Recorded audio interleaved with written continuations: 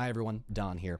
As some of you may know, we had to skip our regularly scheduled episode last week because of scheduling, and I'm sorry to report that all of the cast members, including myself, are still working adults with full-time jobs, so we haven't been able to film yet. Please know, though, we are continuing to schedule filming as we wrap up the first season of the Unpredicted Party. As a special thank you for being so patient, this week's episode of the Unpredicted Afterparty, typically found on my Patreon, will be available after this show at the end of the episode. It's only about 10 minutes long because this is a very special episode and we had a guest, but only with me. You'll see what I mean in a moment, but this is not the typical episode. We are going to take you back in time with a side character that I know a lot of you love. So please join me for this most recent episode as we take you to Rohan.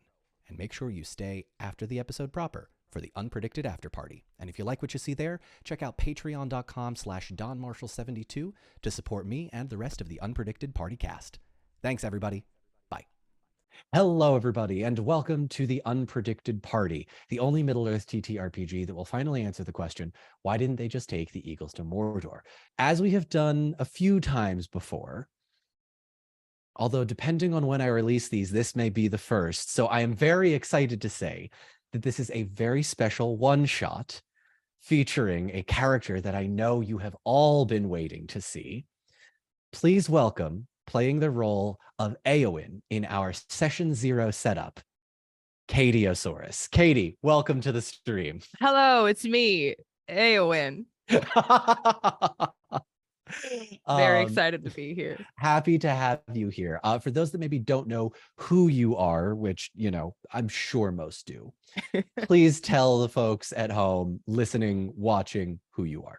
Yeah, so I'm Kate Osborne. I go by Katieosaurus on all the corners of the internet. I am an ADHD advocate and educator. I talk about mental health and relationships and intimacy, and I also work really hard to make TTRPGs more accessible for people with neurodivergence. And boy, is that a weird job, but here we are.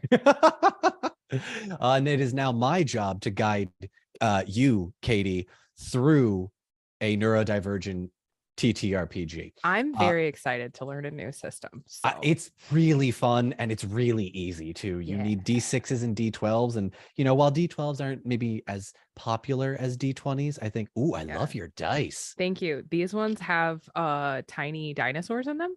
And this one has tiny pumpkins in it. And this one has just some pink. I should probably stop doing this, but they're all very good dice. So are you a dice goblin? It's weird. I'm not. I don't usually roll like physical dice. I usually use just like something online because I really struggle with math. But people send me dice because they know I like TTRPG. So I have this beautiful collection of dice that I never get to use. And I was like, haha, today is the day. Amazing. Well, hopefully those dice will be very kind to you today. We are going to go ahead and get started.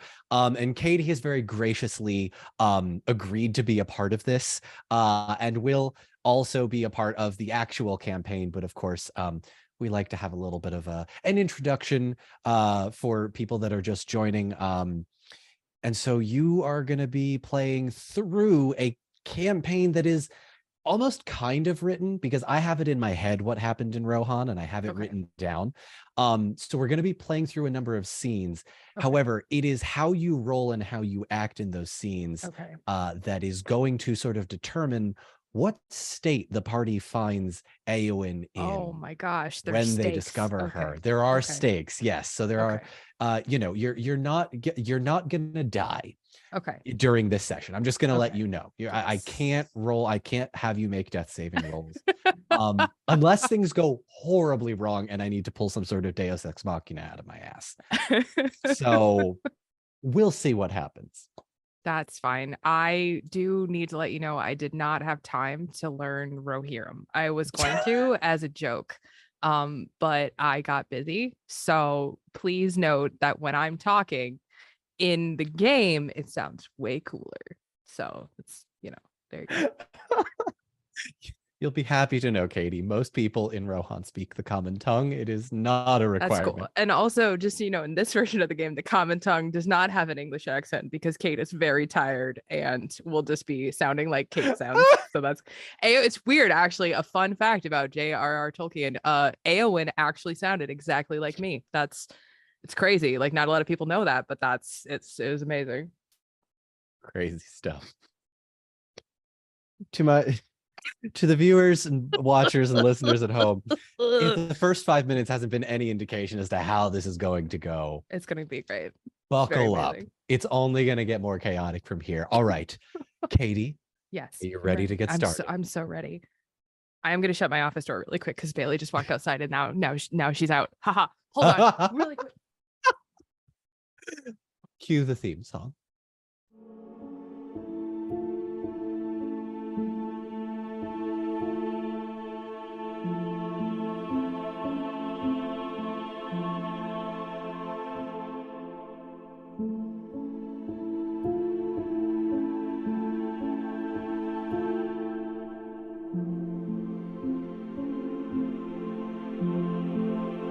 Katie.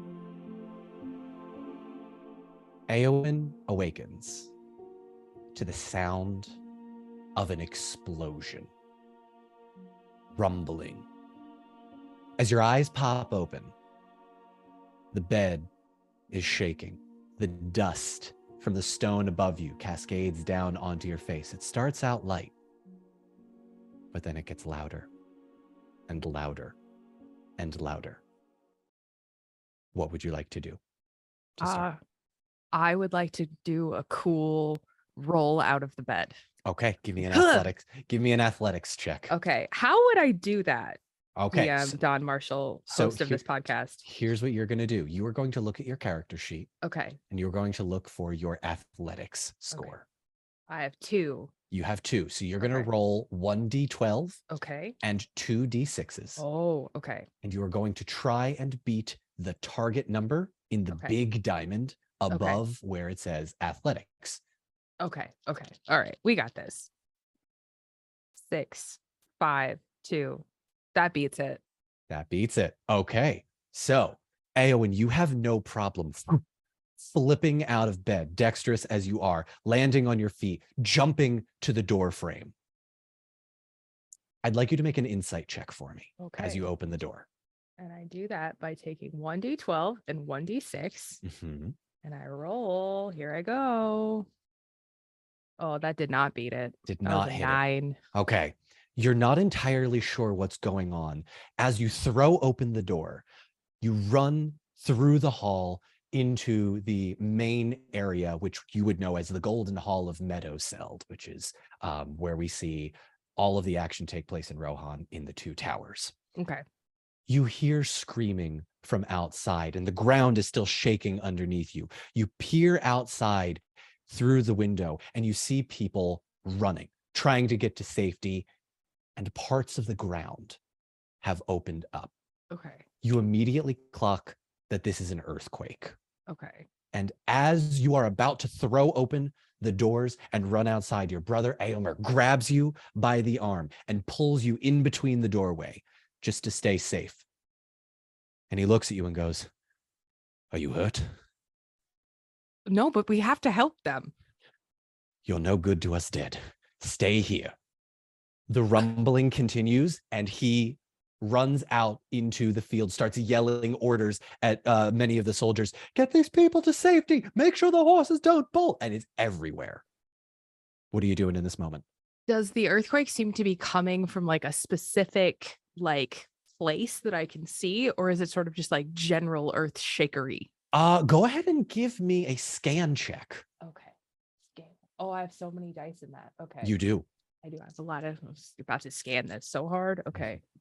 12, 30, 40, 50, 60, 70. Yeah, I got it. Right. Absolutely. Yeah. You don't have to add up everything. 25. 25 on scan. With a 25 on scan, you do not see any sort of like epicenter or huge area that it might be starting with this earthquake in your general area. You do notice, however, that a huge cloud of ash is heading in the direction of Edoras, and it is coming from the area where Gondor and Mordor is to the east. Oh, I hate that for us. And what is going on with like the citizens? Are there like women and children around? Like, are Yes, we there okay? there are lots of women and children and horses and men, and it's been, I want to say it's probably been about 15 to 30 seconds since you bolted up out of bed and Okay. immediately got to the door. What would you Okay. like to do? I would like to start trying to like get the attention of like as many like women and like kids as I can and sort of like usher them into the hall, and she's just come on, come to safety, and as like, some of the more capable older, women, she's like, shut the I can't think of the word, the things, Yeah. not the blinds, but the Yeah. shutters, Yeah. like shut the shutters, cover the windows, like she's just Yep. trying to get as many people out as she possibly can. Absolutely. I'll ask you to go ahead and make an enhearten check. Okay.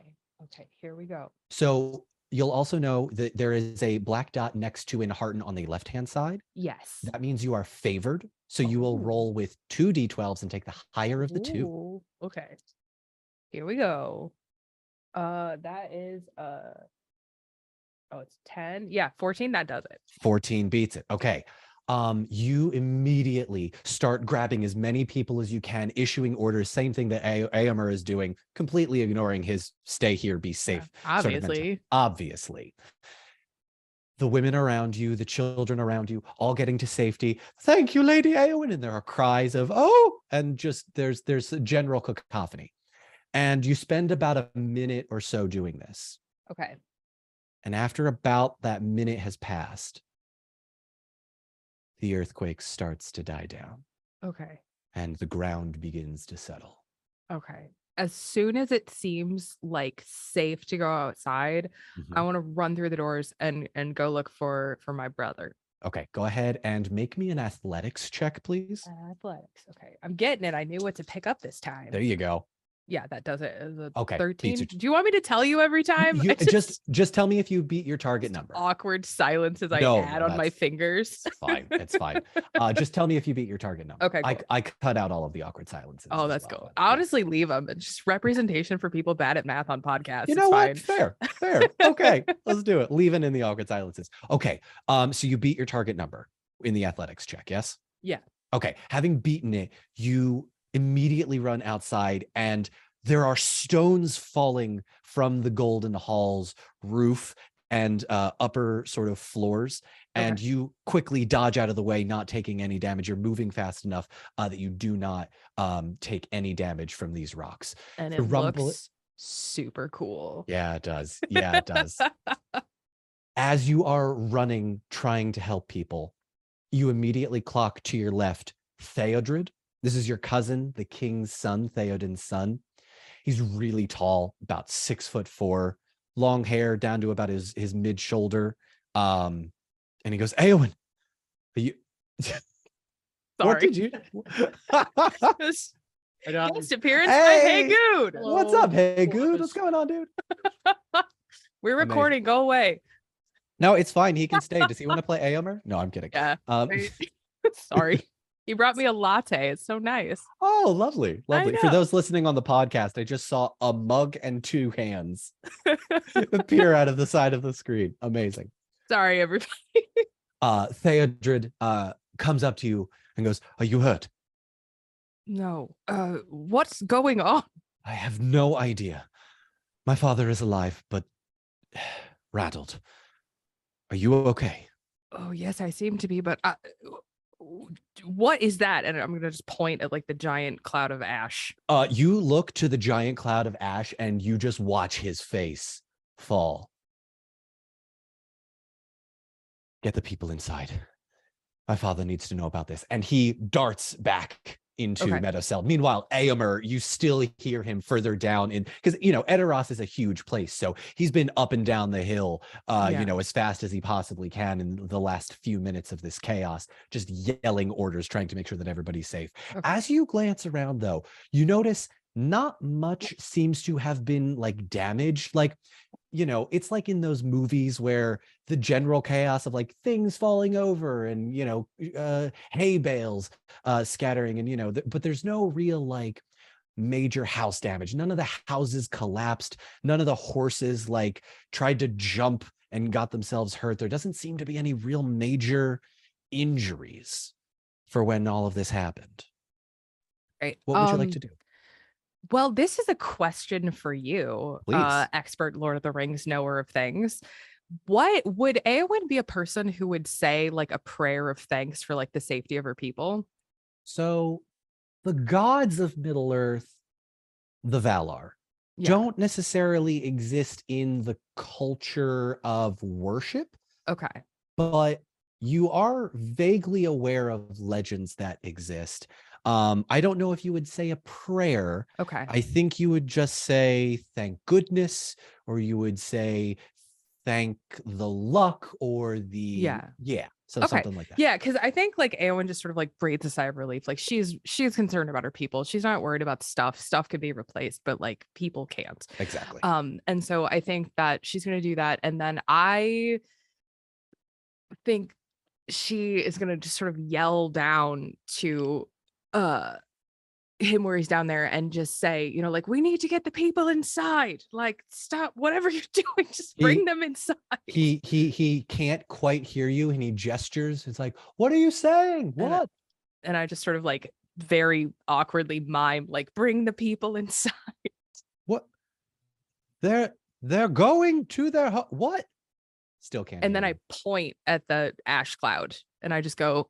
He quick turns around, looks back at you, and immediately, everybody inside, quickly, go, go. The ash cloud is still like full going towards you. It's still many miles away, but like it's getting bigger and bigger by the second. Yeah. Okay. Yeah, does it, and that was what I was going to ask. So does it seem like it's like a storm, or is it like getting bigger, like there's like destruction in its wake? Make an insight check for me. I would love to do that.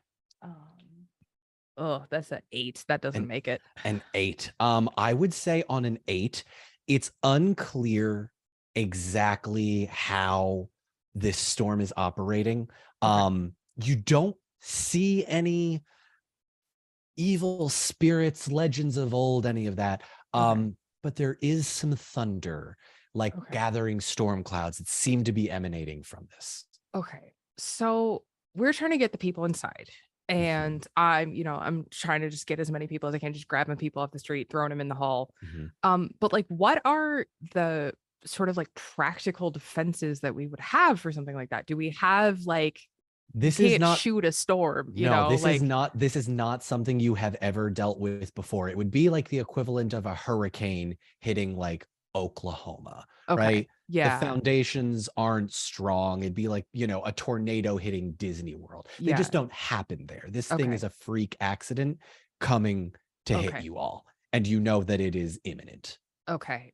Yeah, I mean, I feel like it's uninteresting role play, but I'm just really concerned about everybody who lives. No. Like, bring them inside. We gotta get them inside. You get as many people as you can inside the Golden Hall of Meadowsill because it's wide, and maybe some of the people who don't have strong foundations in their houses or living in huts, they all come ushering inside, and you bring a good like 100 people with you as you are in. I will say that probably takes you the better part of 15-ish minutes just to gather everybody inside, food, stores, and clothing. Meantime, this cloud continues to gather. In that 15 minutes, I will say that Theodred comes back out and says, my father is still bedridden. It may be best to leave him there. There are windows, I have sealed them, but Grima, he's in there with him. Absolutely not. And I don't even think she finishes saying absolutely not before she is taken off, and she's gonna go get him because she's not leaving him alone with Grima. Okay. You immediately rushing to Theoden's bedchamber. How are you entering the door? Because the door is closed. I think she would kick it. Like, I think she's just she does not trust Grima. She does not particularly care for him very much. And so I think that the oncoming danger of the storm and the oncoming danger of Grima, like she's not here to like be polite. She's here Sure. to like get this man to safety. Okay, absolutely. So you kick the door open. I won't even have you make an athletics check. Actually, Okay. it is the king's door. So I would say there are Okay. 2 guards posted outside. All right. So you approach these 2 guards guarding Okay. the door. All right. And I'm just going to say the king is in danger. He is in his bedchamber with Yes, Grima. unguarded with Grima. We, There's a storm coming. Is there like a window that I can sort of like point and just I would say yeah. Let's actually, you know what? Hang on. Let the dice decide this. okay. That's a Gandalf. I don't know if I mentioned this. The Gandalf rune is the critical success, the 12 on the D12, the equivalent of the nat 20. So yes, I would say you point to a window about 15 feet down the road or down the hall. Yeah. The guard looks out and says, "Oh no. Let her in." And the guard opens the door, and you see Grima sitting by the king's bedside. This guy, man, this guy. And I'm gonna turn back to the guards Mhm. and I'm going to say, help me take the king to safety. We're gathering in the hall. Make an awareness check for me. All right. That makes it. You may. Okay. So hitting your target number, you would notice that in the last 15 minutes, it looks like Theodred has shut every possible open window or way that could possibly get the ash in. And this is the king's bedchamber. So it's secure, right? It's bolted. There's rooms within rooms to, keep him safe. So there's no, I think you would clock that there's no real danger of any of the ash getting in immediately. Okay. I'm more worried about like structural integrity. Like I'm not worried about the ash. I'm worried about this place collapsing and trapping him inside with Grima. Like not even dying, just like, oh, now you're stuck in here. Sure. I don't like that. As you glance around, Grima looks at you and he just kind of does a little lip thing on his lips and goes, "Lady Eowyn." Grima. "Have you come to check on your uncle's safety?" "I've come to protect my king from the oncoming storm." "But he is protected, my lady. The guard's outside and I am with him." "Oh, yes, you are, of course, a bastion of safety and protection of your king," I say very pointedly. "Indeed." And he kind of clocks. I mean, for those of you that have maybe never seen the movies or read the books, and this is your first Lord of the Rings experience, Grima and Eowyn already don't have a great relationship. But yeah, he immediately clocks your ill wishes towards this. And he says, "My lady, we have nothing to fear." Well, Grima, as a sworn loyal citizen of the realm, I'm sure you would be delighted to know that the citizens are gathering in the hall, and you would do well to go there and protect your people as well as your king. Make a persuasion check. Make a persuasion check for me. Okay. As I figure out what dice to roll, I'll add on, because of course your first and foremost loyalty is to Rohan.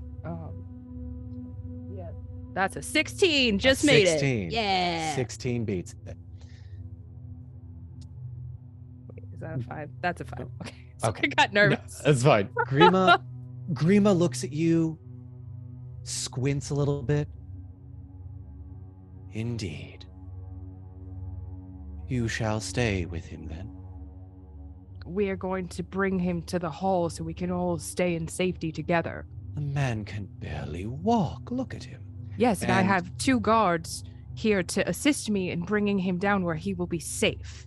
You hear Theoden, who is laying on his bed, older, withered, and he's, it's been a few months, but he just gets worse and worse every day. Yeah. You hear a soft moan escape his lips, and there is almost a note of hurt to it. And Grima bends down on one knee. My lord, you are weak. Be still. And he tries to raise the arm. Just Theoden, he goes, oh, I must be with the people. You must be alive. A king, sire. And he looks up at you. To move him now would risk everything. Does your uncle's life mean so little? My uncle's life is vital to our land and to our people. From the hallway, you hear your name being called. All right, I'm going to give Grima just the stinkiest look, just the stinkiest, most meanest look I can, and go like look out in the hallway. But I'm not going to shut the door. I'm going to like kind of just like head out into the doorway. Yeah, make an insight check for me. Okay. That does not do it. Does not do it. Okay. No, it does not. You watch as Grima's eyes begin to like narrow as you leave. What you do not see is the subtle look of longing directed towards you with your back turned as you flee the room and head out. As you get out into the Great Hall, still people milling about. Eomer and Theodred are both in there. Eomer comes up to you. Everyone is inside or in here, but the ash cloud approaches. And Eowyn will like, having like done all of this, I think Eowyn will sort of like look him in the eye and kind of like a little smile, like not like just a little smile, and be like, and shall we meet it head on, brother? Eomer looks at you and goes, we must keep our people safe. There is nothing we can do to stop this. Eowyn will nod. And then Kate will ask my lovely DM, so are there, because I'm sort of like picturing it from the movies that I definitely remember right now, but are there like, what are like the weak points, you know, like, so if this like oncoming storm is happening, we've got our people in the hall, but like there's going to be places that are like more and less weak, like is the like the top part, like so I know it's got a name, but no, the roof, the thatched roof, would be in danger of potentially blowing off, and as well as the windows. Structurally, though, everything else is pretty stable. The rock, the stone. Meadowseld is built on stone. It is flattened. The foundation is strong.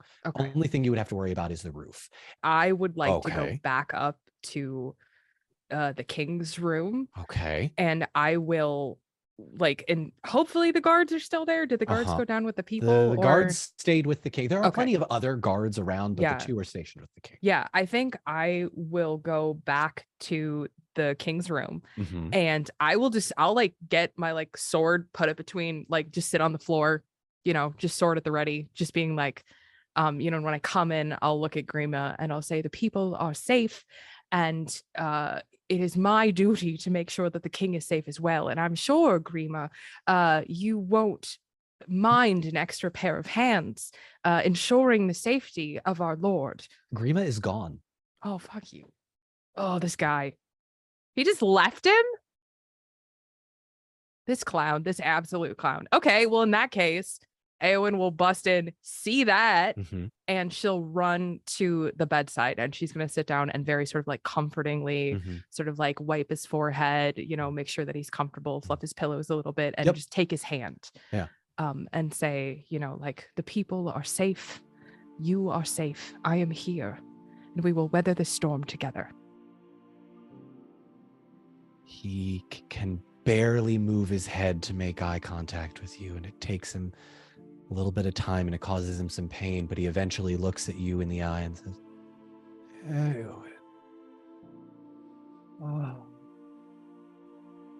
the people safe. Yes, the people are safe. They are gathered in the hall. They are safe. You watch as the deep wrinkles in his face that have seemingly gathered in the last few weeks or months. Yeah. He seems to have aged years in so little a time. I must. And he. It looks like he attempted to get up and hurt his back. Oh God. And he's kind of there. And you watch as he nods off and falls back asleep. It will kind of lean back and sigh, and kind of just look up and in frustration at like how this sort of ongoing illness has affected this man that she just deeply cares about. This is weird. Go ahead. But I don't have like a detect magic, but I do have like healing. Is there anything that I can do to just make him comfortable, or like just trying to ease his pain? I'd say you've probably tried this many times over the last few weeks. I don't think you would do anything differently than you haven't already. All right. Because it's Theoden in the beginning of the Two Towers. You know what he looks like. You know his state. Yeah. You'd have tried to take care of him as best you can, but I don't think there's anything extra you'd do. We are now going to jump forwards a little bit because it's been 15 minutes since you've been by the king's bedside, and then 30 minutes, and then an hour, and you don't hear anything of this storm getting closer. And after about 2 hours, the tumult from the main great hall begins to subside, and there is a knock at the door, and it's Aomer. I'll go to the door, open it. Yeah, well, he opens it. Okay. He goes, Eowyn. Yes? The storm has stopped. What do you mean the storm has stopped? Look outside. So I go to the window, open it. Go to the window. Yeah. Throw it open. The cloud of ash seems to have hit some kind of a barrier. Okay. You do not see any of the thunder, and you begin to notice that almost in that same way that you can look out at a storm front and see it coming, it has almost stopped. The wind has died, the birds have stopped chirping, and the places that were covered in ash seem to be much further away, closer to Gondor. But you stare at it for 30 seconds, a minute, 2 minutes. It's not moving. The shadow that it is cast against the sun does not advance towards Rohan. And from behind you, Eomer goes, lets out a little, huh, and Wormtongue behind you looks out the window. By all the powers in the world, we are saved. I'll very obviously take a step to the side so this dude stops sniffing my hair.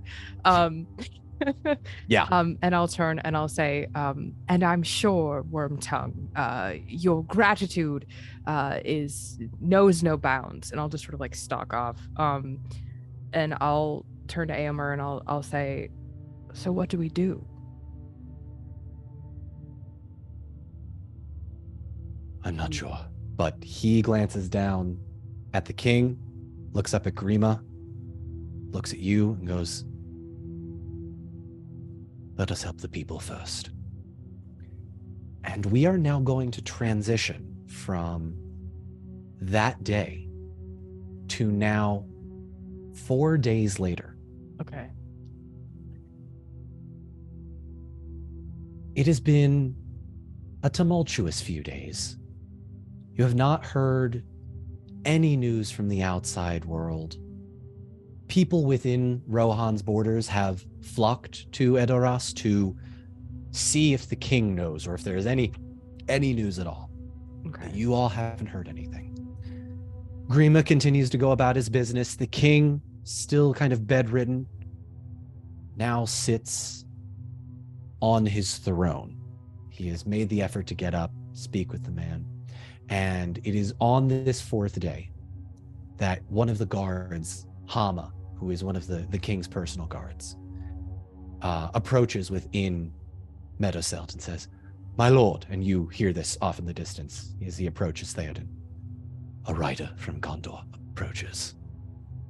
And Theoden kind of jerkily nods. "Send him in. News from the east is most welcome." And the rider is brought in, and you watch as Grima, Theoden, and the rider speak in hushed, whispered tones for about good 5 minutes. And you see Grima and the rider doing a lot of talking, and then Grima looking to the king, whispering things. The rider is addressing Theoden, but it seems as though Grima is doing a lot of the back and forth. Oh, this guy, I hate him so much. What are the chances, like, proprietarily, I don't even think that's a word, but like, that I could just like walk up and like join the converse, you know what I mean? Like, just be like, yeah, like, secrets are no fun. Like, I would say you would have enough confidence in your uncle to know that he would let you know what's happening, as he has done previous times with you and Aomer and Theodred, as a sort of, a family council, the ruling family. King gets first word. King advisor gets first word. That makes then sense. He's going to decide what to do. Then he's going to talk to you. And indeed, it is probably about 15-ish minutes later that the king gets up from the chair, goes back with Grima and the rider into a more private area. Okay. Did anybody talk to the rider before he came in? Like, is there like the only person you would know would be Hama, and that would be Theoden's bodyguard. Okay. And did Hama go in with them? Hama did not go in with them. He is with other. He is there by the throne, but he is with other guards. There are multiple bodyguards, but Hama is the one that I think you'd know best. Okay. Can I like to make like kind of significant eye contact with Hama and kind of just gesture like, "Can you step over here and have a word?" He follows. Okay. Just very to the point, I think she'll just say, "Did you hear anything? What's going on?" The rider said, "Very little. There is news from Gondor. The mountain has exploded." What? Mount Doom. What? The great cloud of ash. Kate takes a minute to process this.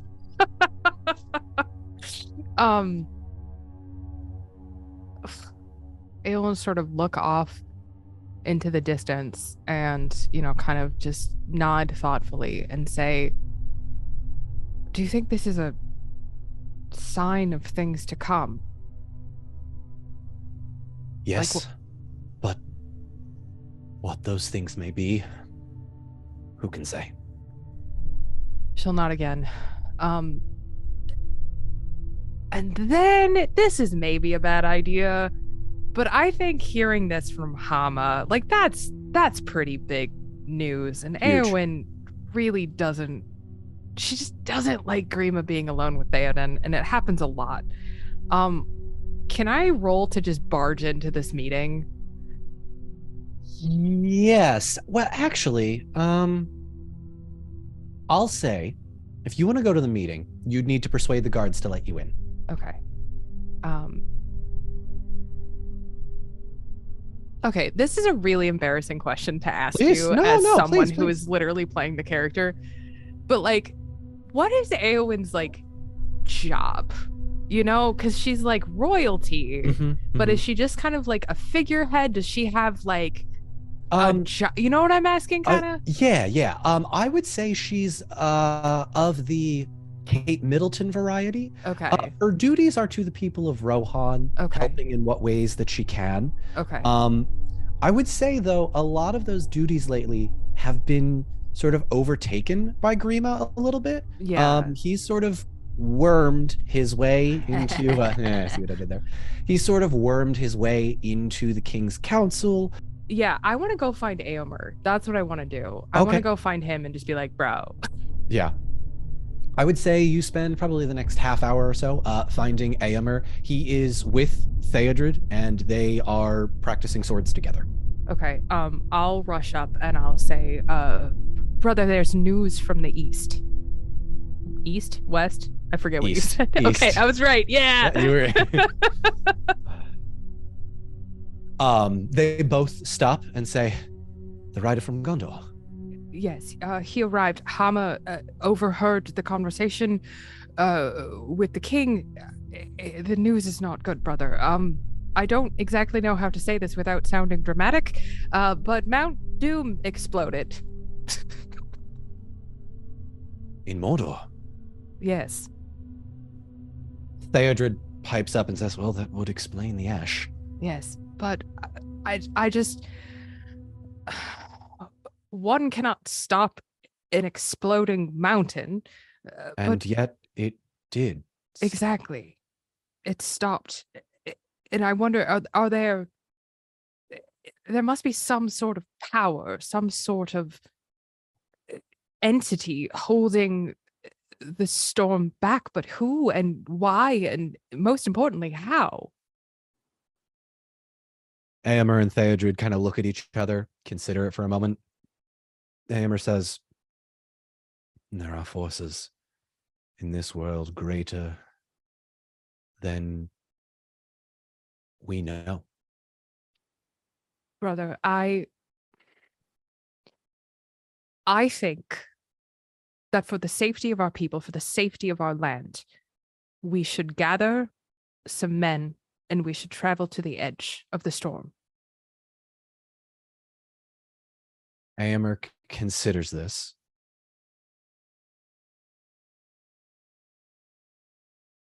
Make a persuasion check for me. Persuasion.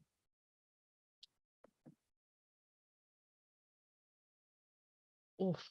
That's a 17. So yeah, that makes it. 17. Okay. Yes. I need to make a counter roll for that. Okay. I have Sauron for one. Okay. Aomer looks at you and goes, "Eowyn, Yes. you cannot just go gallivanting off on a horse anytime something bad happens." Well, what do you expect me to do? Stay here inside? Wait for the king's counsel. The Meantime, you see Theodred say, "She might have a point, Aomer. and If there is trouble, it would do well to know about it." And Aomer just kind of shakes his head and goes, "We will wait to see what your father has to say, Theodred." Aomer, I think, and I'm going to speak carefully because I don't know how much like Theodred knows or doesn't know. And so I'm going to speak sort of like carefully with pointed words. Okay. But I'm going to say, Aomer, you are correct. We should wait for the king's counsel. But I think you and I both know that the king's counsel does not hold all the answers. And it may be very well for us to gather our own information and ascertain the danger to our people before we take the word of the king's counsel.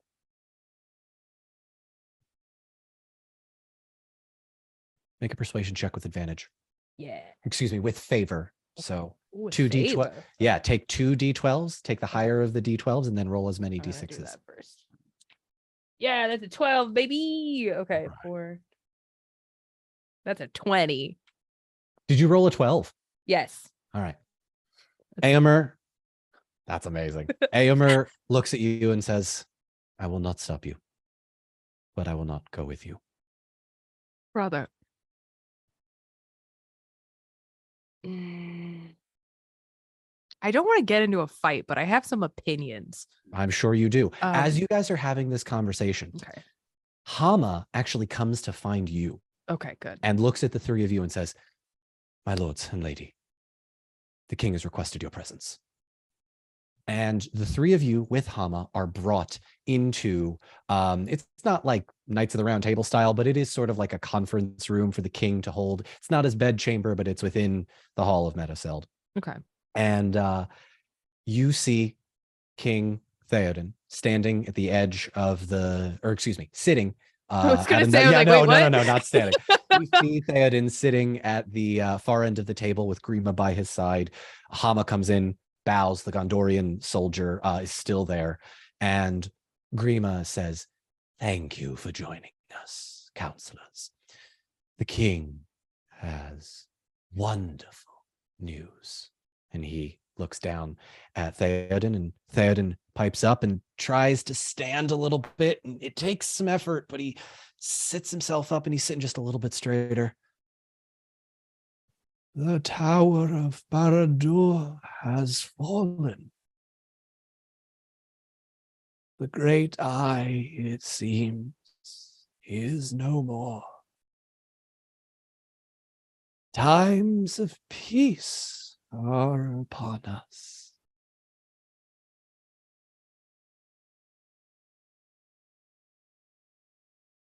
I think Eowyn isn't sure how to process that, because in theory that sounds good. Yes. But doesn't that, and this is kind of me asking the DM, and I don't want to metagame too much, No, but like, go ahead. doesn't that cause like a massive power vacuum, essentially? Okay. And I think Eowyn would also sort of like put that together. And so she'll look at her brother and Theodred and say,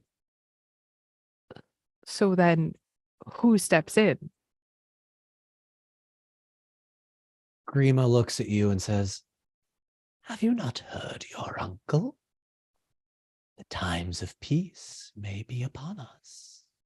Times of peace may very well be upon us, but times of peace also allow for times of great, and she struggles for words, and says, seizings of power.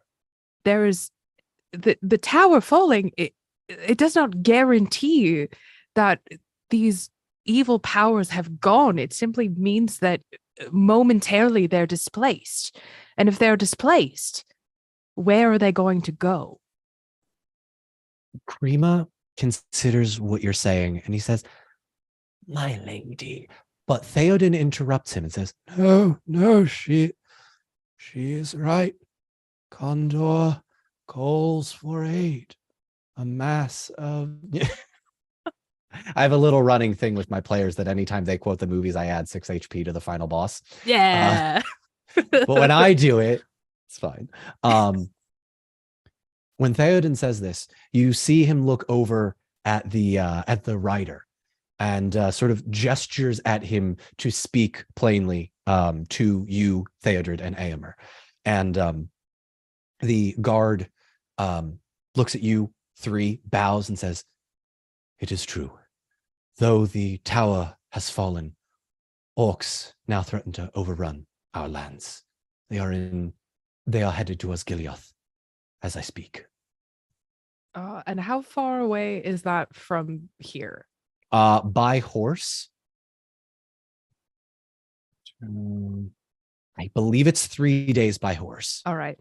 It is a 3-day gallop to Minas Tirith from Dunharrow, which is, so I would say it is roughly, I mean, this single rider made made great time. Like, clearly almost pushed his horse to the edge. I would say it would take about 4 or 5 days, depending on, but that's not considering the time you need to gather the Rohirrim. Yeah. Okay. Yeah. And I'll say that is just what, 3-4 days ride from here.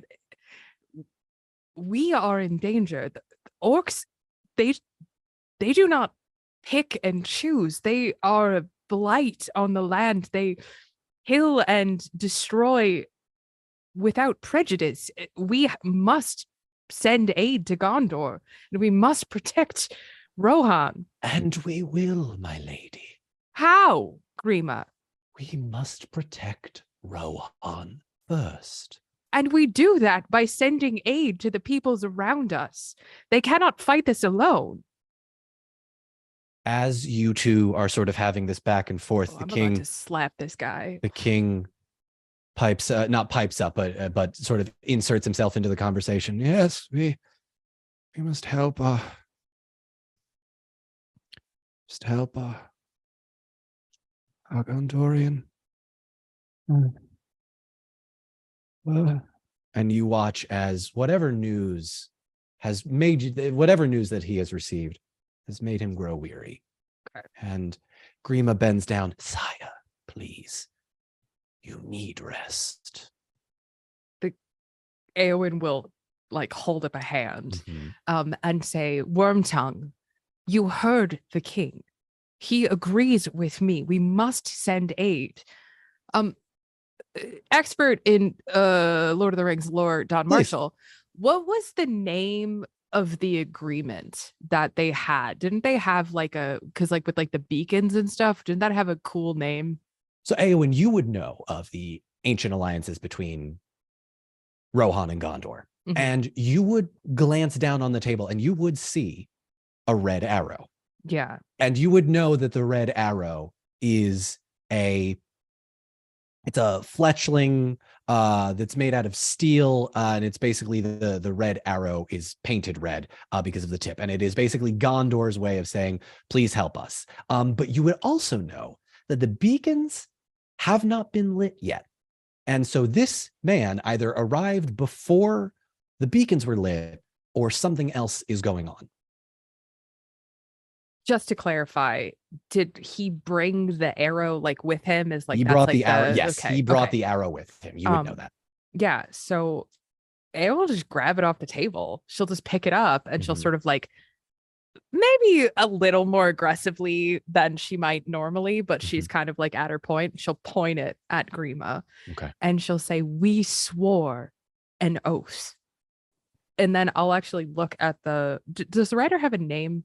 Yes, this is he didn't introduce himself, but we'll say he did background. This is Eothed. Okay, Eothed. Yes. So Eowyn will look at Eothed, which is hard to say 4 times fast. And she'll say, still holding the arrow, she'll say, you bring this to Rohan, but why have the beacons not been lit? Did something happen?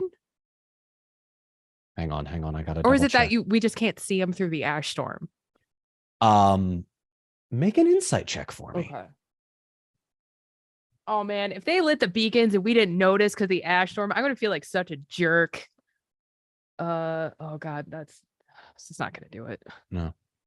The 10. Oh god, no, I'm sorry. The Eothed are the people. This man's name is Hirgon. Okay. Hirgon. Sorry. I got the land and the person confused. That is okay. Hirgon. Okay. Okay. Yeah. Also, I got a 7, so I incited nothing. Okay. So I would say with a 7, you would know enough to look out the window. And once you look out the window, you realize that where the beacons would be is still where that ash cloud sort of remains. It's dissipated. I will say the ash cloud has dissipated over the last few days, but it is still hanging in the air.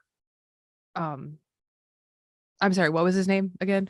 Hirgon, Hirgon. Yeah, so Eowyn is gonna look out the window, and I think honestly, the sort of profundity of that realization is going to hit her, and she's gonna turn to him, just sort of eyes full of tears, and she's just saying, how long were the beacons lit before you came?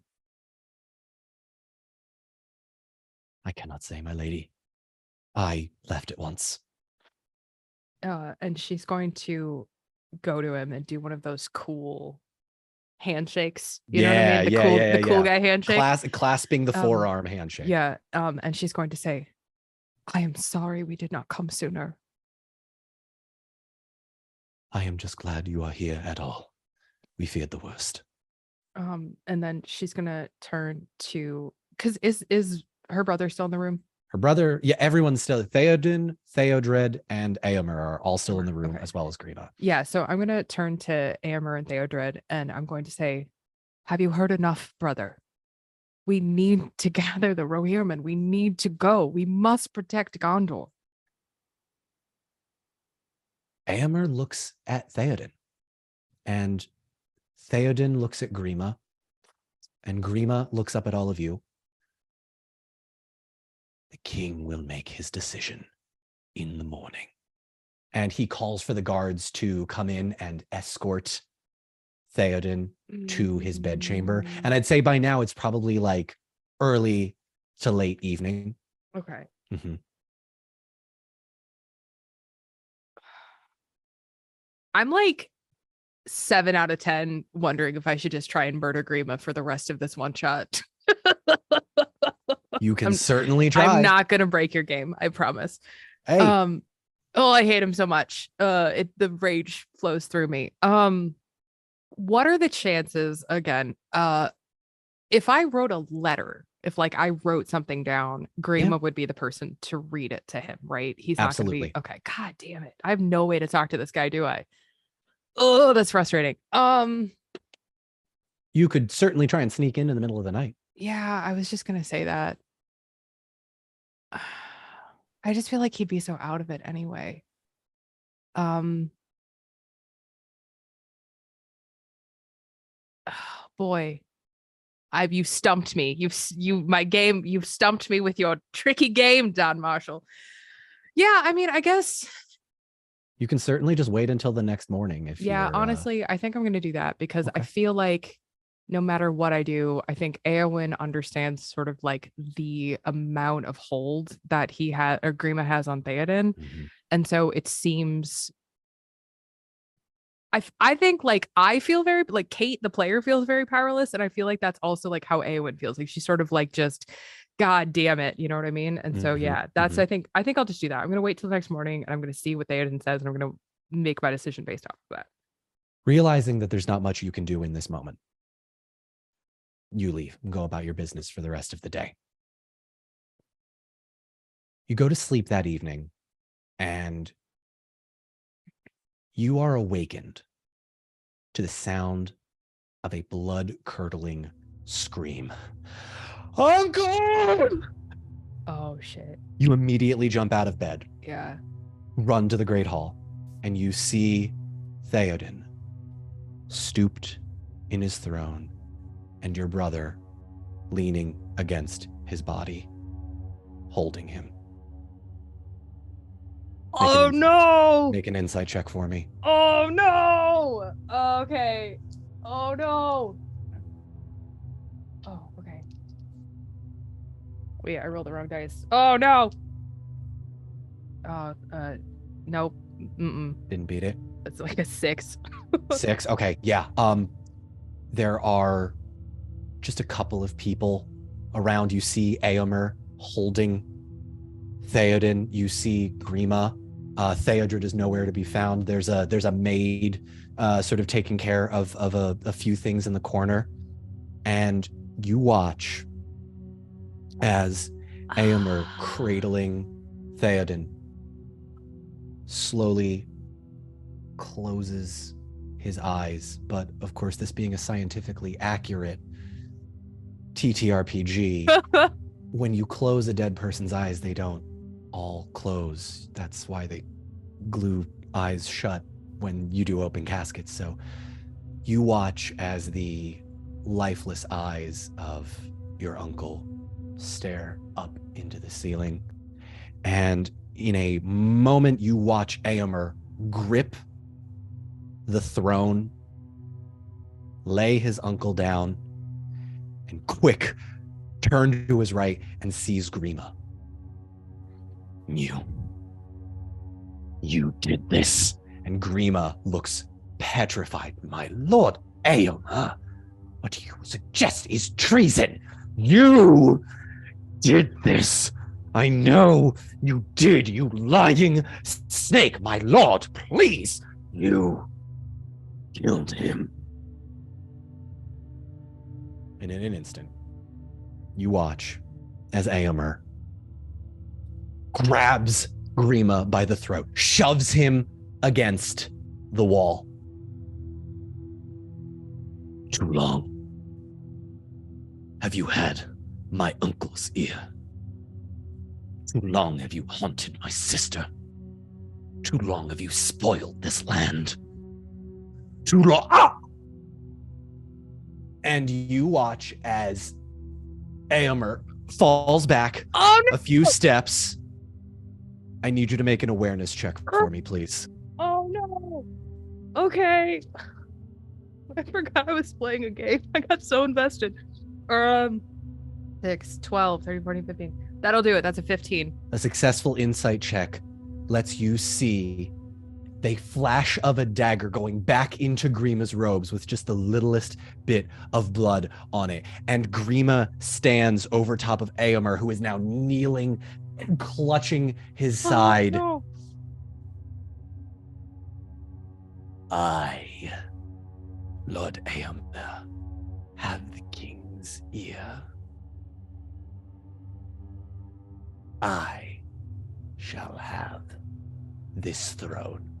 And in a moment, you watch as the front doors of Medocell burst open and Theodred comes bursting in. Grima points to some guards that are standing in the corner. Seize him. Oh, okay. What are you doing? This is silly. I'm gonna run to where Theoden is on. He's on the throne, right? He's on the throne. I'm going to kind of go there. I'm gonna pull my sword and I'm gonna look at Grima and I will say, "You will take this seat through me." Okay. Go ahead. Make me a persuasion check. All right. Persuasion. Wait, no. Oh, come on. Oh, God, I'm so nervous. 11, a 5, and a 6. Okay. So, certainly beats your target number. Okay. Certainly beats your target number. You watch as Grima visibly recoils from having a sword pointed at him by you. Bitch. And he takes a quick step back, puts both hands up. My Lady Éowyn, please. And takes a step forward. I'm gonna swipe at his hand. No, ma'am. Okay. No, sir. He's still pretty far away from you. I don't even care. All right. You swing it and he takes a step back. I need you to make an awareness check for me. Okay. I'm so aware. Okay. 17. That'll do it. That's a 17. Okay. On a 17, you notice that Grima's eyes flick just above your left shoulder. I'm a pivot and block. You quick pivot and block, and you feel your sword catch bone. And you hear a scream from behind you as a man clutching a dagger drops it and just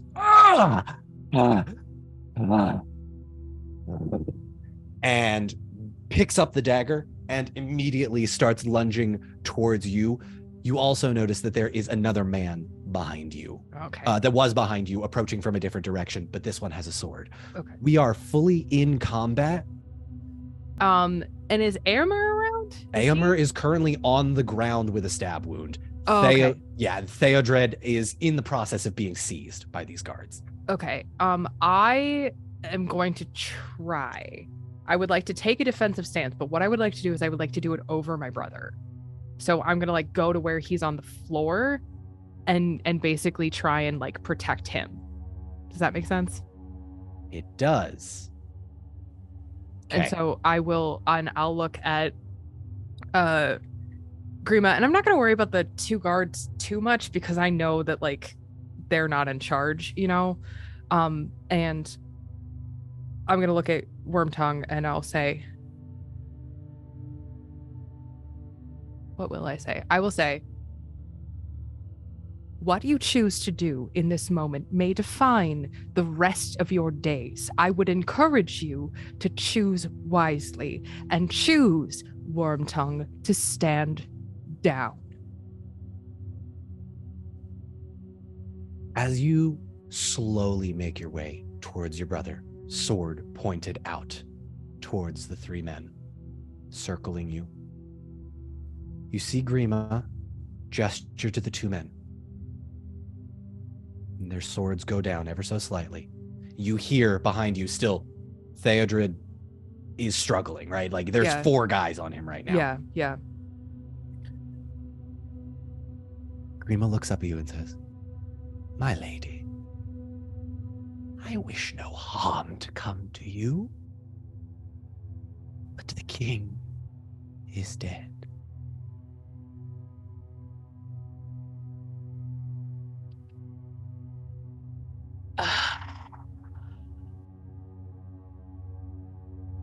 What? What do you want, Wormtongue? By right, this throne is not yours. You will not take Rohan for yourself. Not by myself, Lady Eowyn. But our nuptials may indeed see me sit the throne of Rohan. And I need you to make another awareness check for me, please. Oh, this guy. Oh, I hate him so much. Okay. Oof, I am not very aware. So you did not succeed in your awareness 7. check? Okay. What you do not notice is the small nod that Grima gives, and you feel your head yanked back by the hair and a dagger to your throat. Grima very quickly grabs the dagger that was in his robe and puts it to Eomer's throat. I shall have what I am rightly due. And what is that? I don't even care that there's a dagger in my throat. I'm about to get sassy. Lock her away. And the 3 men start to converge on you, grabbing your arms, hair, legs, and literally you're like, almost like how you hog tie something, just like grabbing you, struggling all of the way.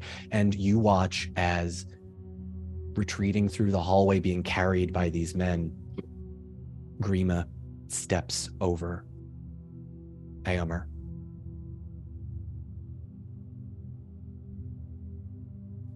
Should have stabbed him. I got regrets.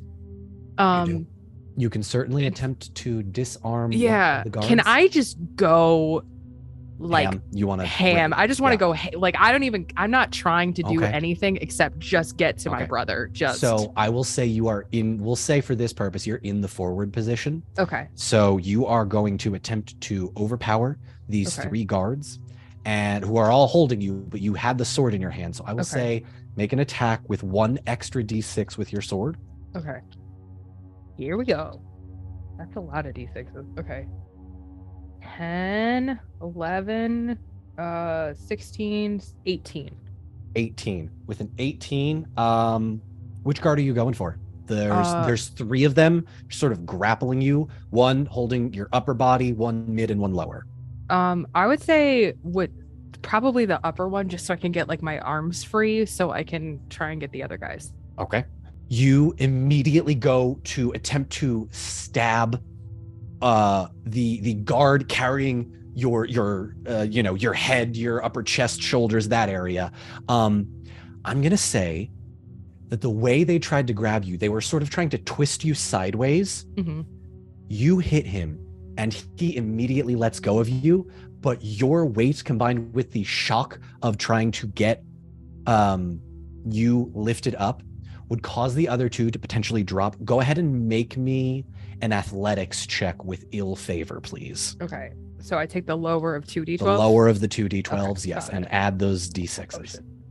Oof, okay. I got 2 2s. That's weird. 2 2s, okay. And nope, that's not going to do it. That's a 7. Okay, I need to make some rolls. Or actually just the 1 roll. Hang on. Okay.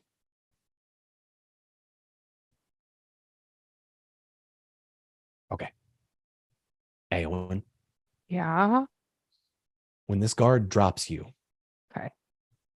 your head hits the stone. Oh no! And you black out. Fuck. Okay. Beans. All right. I am going to say that we are now going to transition into the next portion. As your eyes begin to close, you see Grima standing over Aomer.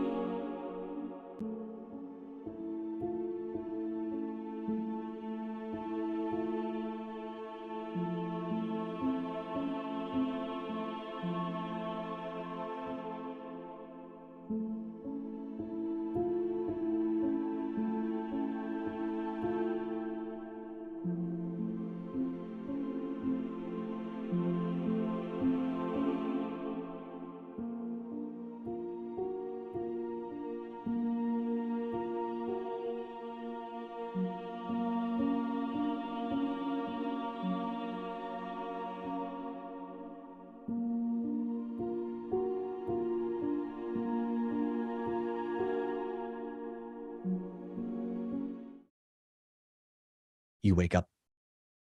No idea how long it's been. The room is dark.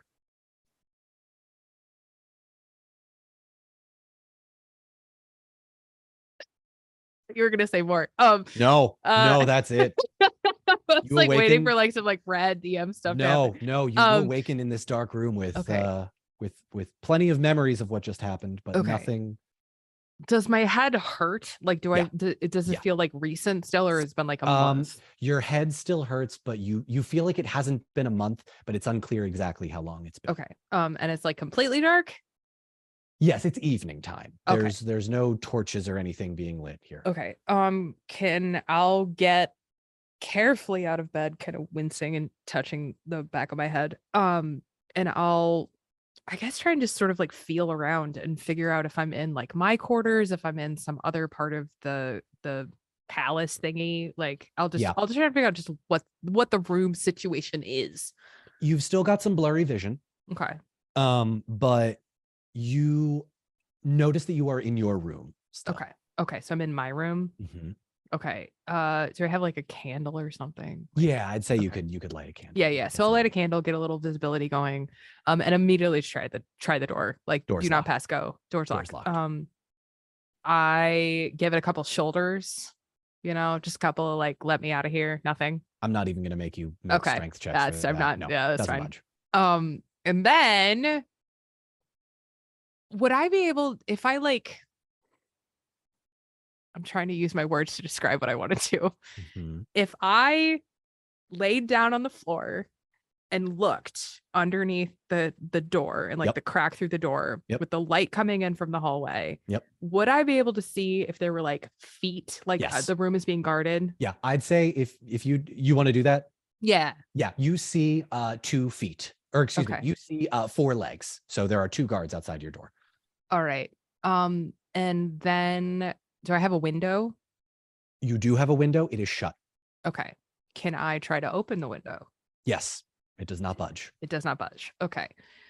Is it glass?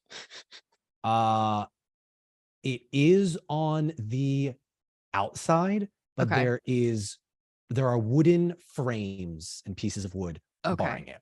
Okay.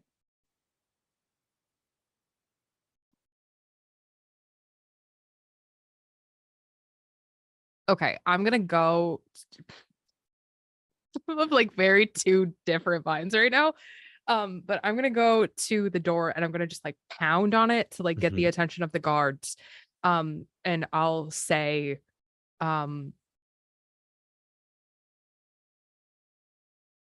bring Wormtongue to me.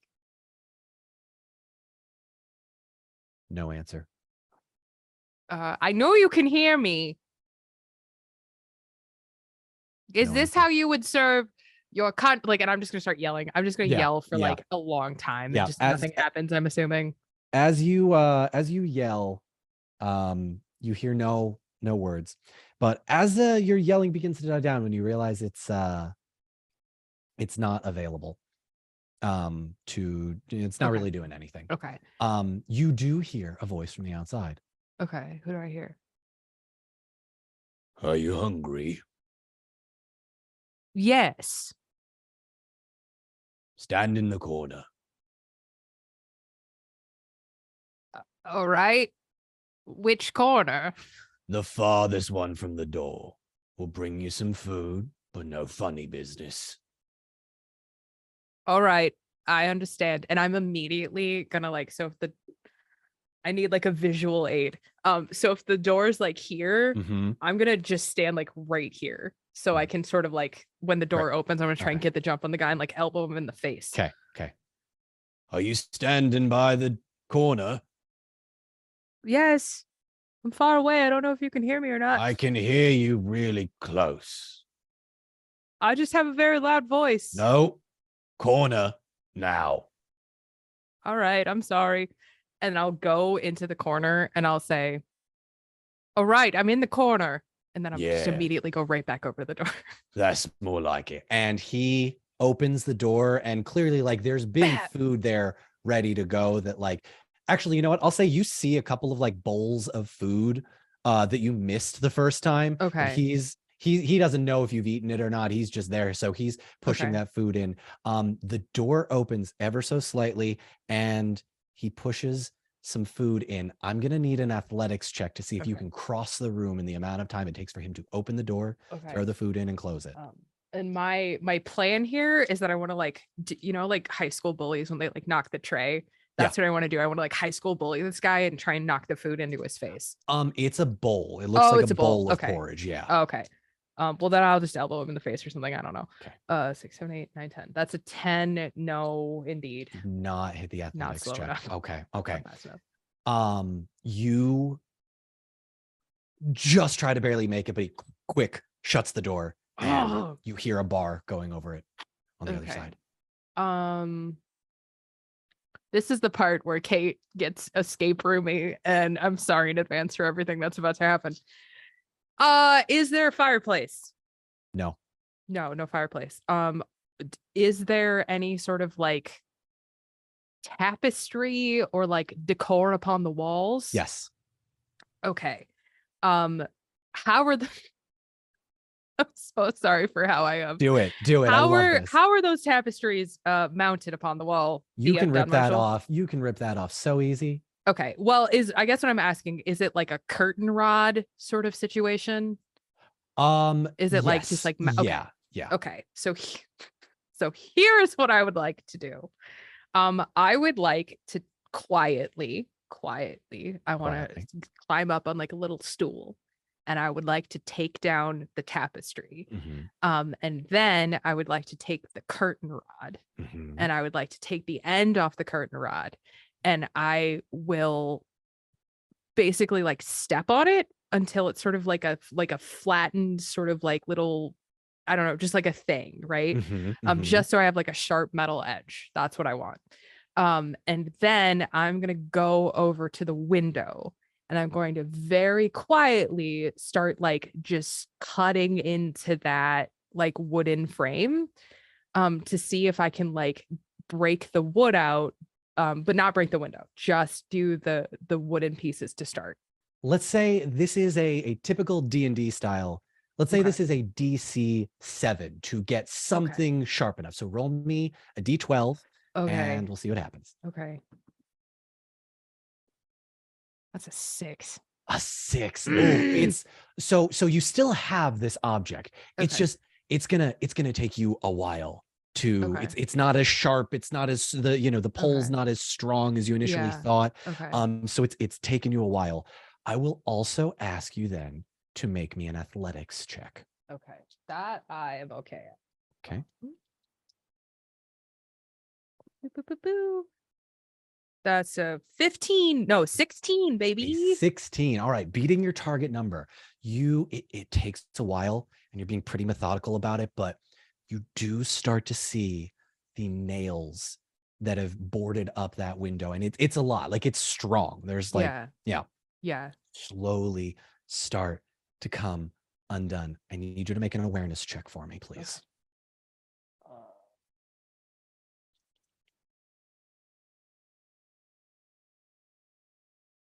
That's an 18, so that beats it. 18. Okay. 18, you would not hear anything coming from the doors. So you're being quiet enough. Okay. And I'm going to say with a 6 not beating that target strength number, it's going to take you the better part of like 30 to 45 minutes to finally you feel that first piece of wood just come undone from the nails. So you now have 2 nails and a plank of wood you can also use. Okay.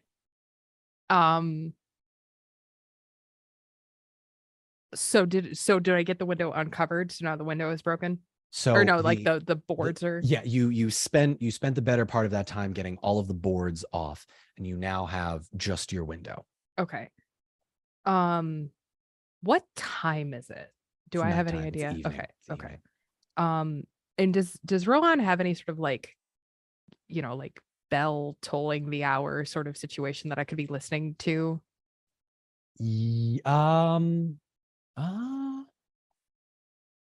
Yeah, I'd say they'd probably have a bell tower. You would know. I'll say within. You know what? I'll say within that time. You heard the bell. It's about 1 o'clock. 1 o'clock in the morning. Knowing that my brother was part of like the Oh wait, march. actually, you know what? Yeah, Hang on. Let me redo that's that. okay. That's So okay. bells would usually only chime until the sun goes down, at Okay. which point they would not chime, otherwise it would wake people up every hour. Okay, that's fair. Yeah. But Um, you'd figure it's really early morning, I think. okay. Um, so Eowyn's like a nature girl, right? Right. Yeah, roughly. Okay. Yeah. Can I see like the sun, like any, like but it's just dark. It's not like It's I mean, sunrise or the moon is shining, so you've okay. got cover.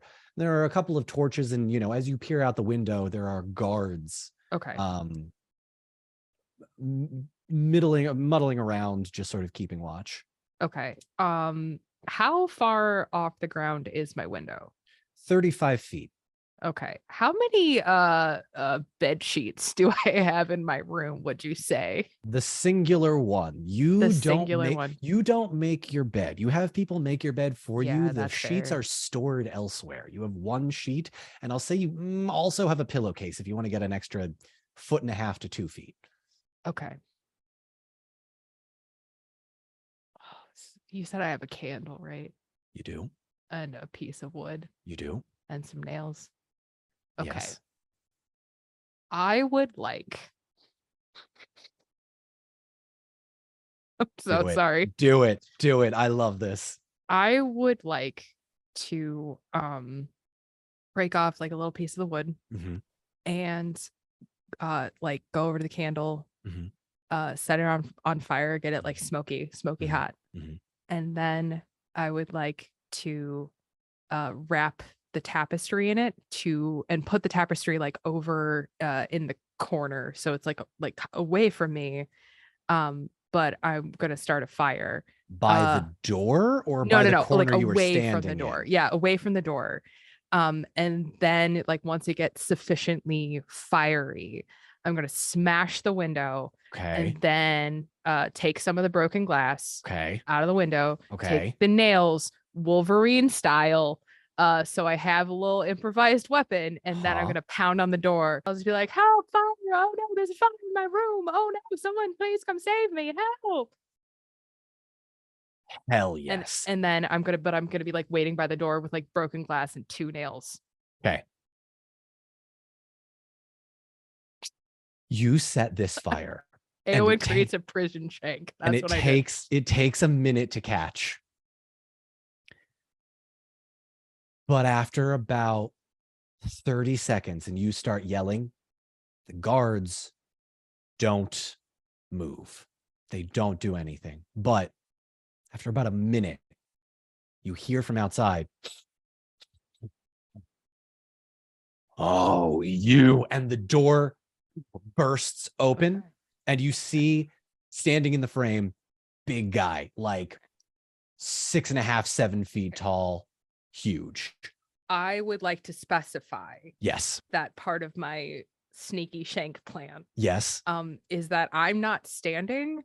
I am like on the floor next to the door. So content warning, body horror. I would like to stab this dude through the back of the ankle. Just like shika, like right when he walks in. I'm not even gonna make okay. Well, okay, hang on. Stealth check for me, please. Okay. Make a stealth check, but if you succeed in the stealth check, I won't even, because this will be a targeted attack. Yeah, okay. And you're taking someone by surprise. Oh, come on. Come on, baby. I have 3 dice. 6, 12, 13, 14, 15. Is it meets it beats it?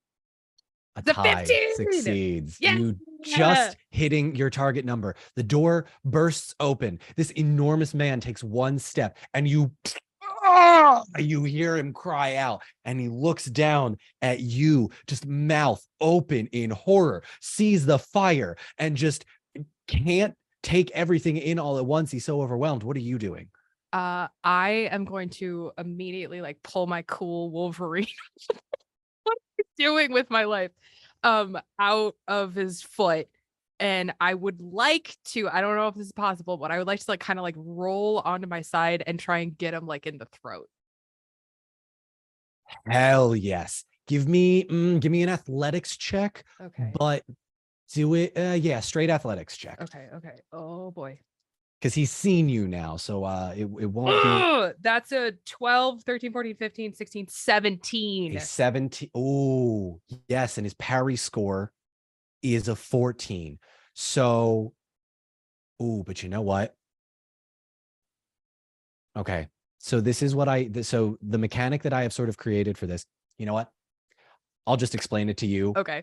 There's a mechanic that I've created called targeted hit, where Okay. you can literally behead someone and kill them in one hit, but Okay. you're going to roll with less d6. Okay. You made a call for a targeted attack. I didn't make you do it, but that's okay. I didn't explain that to you. Oh, So that's I fine. will say, even having beaten your target number, you uppercut Wolverine style, and it goes through this guy's jaw. The other guy that was standing behind the door looks at you and sprints away. Yeah, he does. Your room is still on fire, though. That's fine. I have but there's no other guards in the hallway. There are no other guards in the Dope. hallway. I'm gonna take his sword, I'm gonna take his hat, I'm gonna take his cape. And I'm gonna put on the cape, I'm gonna take the sword, put on the helmet, I'm gonna walk down the hallway with like purpose, but not running. Okay. And just hood up, Make me an awareness check. Okay. 5, 6, 7, 8, 9, 10. 10. With a 10, so you don't beat your target number, but I will say you do notice the jacket, the cape, the cloak, the clothes that this guy is wearing. They are covered in blood. Okay. And they don't fit you well. And they also don't feel like Rohan guard armor. You've worn Rohanian guard armor. This doesn't feel quite how you're used to doing it. But you do make your way down the hall. Okay. I don't know. You can make the call if I would have time to do this, but like, you know how like the Gondorian armor, like they all had like the white tree of Gondor, like engraved on it. Yep. It's a fun fact that I know about the Lord of the Rings movies. Yeah. There, Dan Marshall. You're welcome. Did you know that Viggo Mortensen broke his toe? Don't. Thank you, everybody. It's been fun being on the podcast. I'm gonna mute you, Katie. But do I have time to like see if because there's a lot of different like languages in Middle Earth. So do I have time to like look and see if there's like any engravings, or like is it like, like Orcish, or like any sort of like what's the deal with the armor? With that failed awareness check, I'd say you don't notice a lot about it, but you can tell immediately that the armor, and the cloak and everything that you are wearing is not made in Rohan. That would be clear enough to you, I think. Okay. But you don't know where it's from. No, that's totally fine. Yeah, so I'm going to so right now I'm not sure if Amber is dead or alive, right? Because last I saw him, he was in the hall. Yeah. What about like, would I know like where you would know where Theodred's room? Are you looking for you would know where Theodred's room is? Yeah.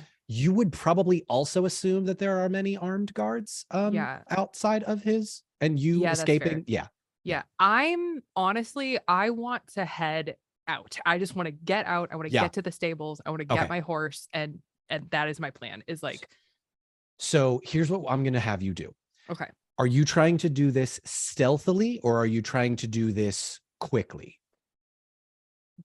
Yes. I think I think she like Eowyn is astute enough in terms of like her own safety that she knows she can't be like super right obvious and like go like running around, but also like she's like there needs to be like purpose to like what she's doing. So I would say like 50-50, you know what I mean? Okay, cool. So here's what I'm gonna have you do. I'm gonna have you make a stealth check. Okay. If you succeed in the stealth check, we'll make another check. But basically, if you succeed, it's going to depend, and it's going to be a series of rolls. This is going to be a series of checks to see how far. Okay. Okay. 6, 12. That is well, I got a 14 to start, so that did not make it. So failing the stealth check, I will ask you to make a persuasion check to see if you can carry yourself like a guard. Well. Okay. That is 10, 11, 12, 13, 14. That's a 15. 15, exactly. Okay. Yep.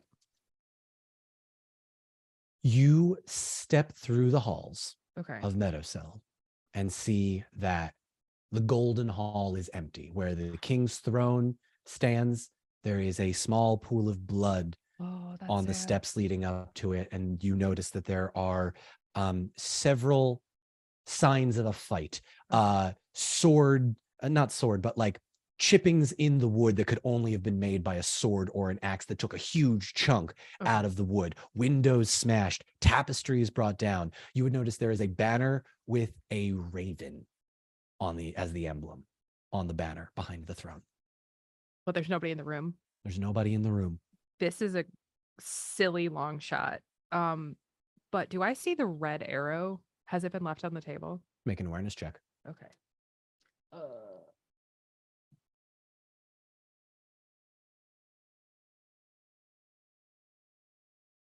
17. So yeah, that means it.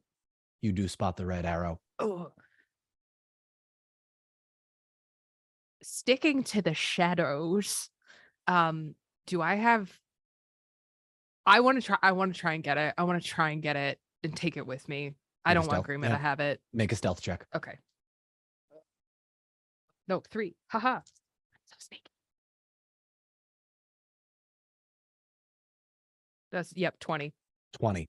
No problem. You, sticking to the shadows, grab the red arrow as you slunk through the golden hall, avoiding any of the moonlight coming in through the doors. Okay. Grab it. Where are you headed now? I want to head as, again, like really just trying to stay out of sight as much as possible. I want to head to the stables and try and get my horse. Okay, great. I'm going to ask you to make another stealth check for me, but this time, because you are outside, please do it with favor. Okay. With favor or with not favor? With favor. Okay. You're stealthing through the evening. Okay. And you've already passed the persuasion check, so you know how to carry yourself. 4, 5, 6, 7, 8, 9, 10. That's a 20. So yes, that meets it. A 20. All right. You, with a 20, you're sneaking through Edoras. Mm-hmm. You see guards of a very different persuasion wearing, some are wearing Rohan armor, others are not. Okay. And I will say with a 20, you make it to the stables. Okay. And you see that there is one guard. Okay. With his back to you, he is glancing out and you're kind of behind the main entranceway. Yeah. Aowen's horse is Windfola, right? Oh, wow. I think you're right. Yeah, I did a little character research for the podcast. You know, I'll just really try to get into character. Yeah. Windfola. Yes. Okay. Look at you. Yeah. I did research. Yeah. I think at this point, she's like, I'm pushing my luck. Like I'm pushing my luck at this point.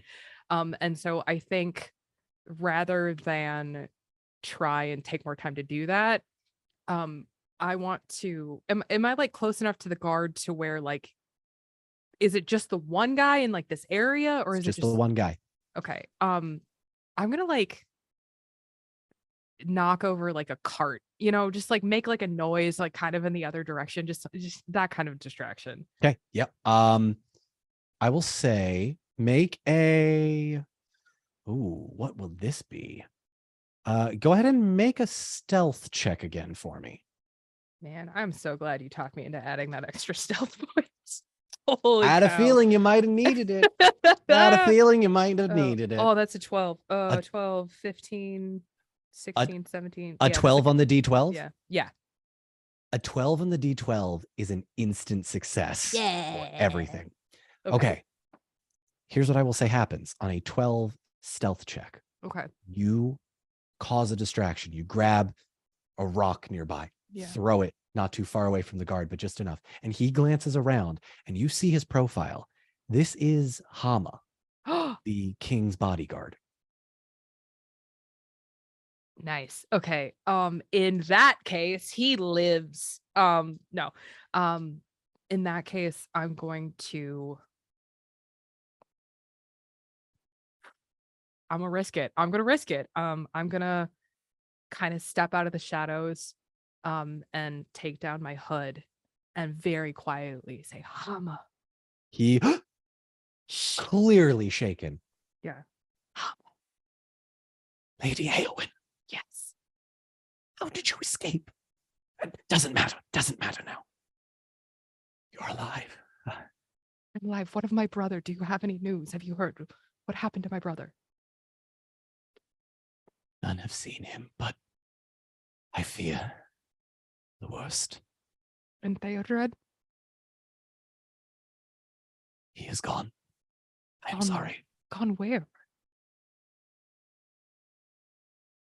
They placed his body in the tomb next to your uncle's. Eowyn's eyes just fill with tears. And she says, "We must make this right. I'm going to ride to Gondor and ask for aid. Can I trust you to let no one know that you've seen me tonight?" You can. But, And Lady Eowyn, yes, there has been more rumors what? from Gondor. I fear you will find no aid in the east, and it may be we that must ride. What of Wormtongue? Wormtongue has named himself king, and plans to marry you to And legitimize his throne. Eowyn will lock eyes with Hama and say, "Not if I have anything to say about it. If there's no aid for us in the east, where do we go?" Many may remain loyal to you, my lady. Do we, and the Rohirrim, have they, what? They are scattered. Who knows how deep this treachery runs? So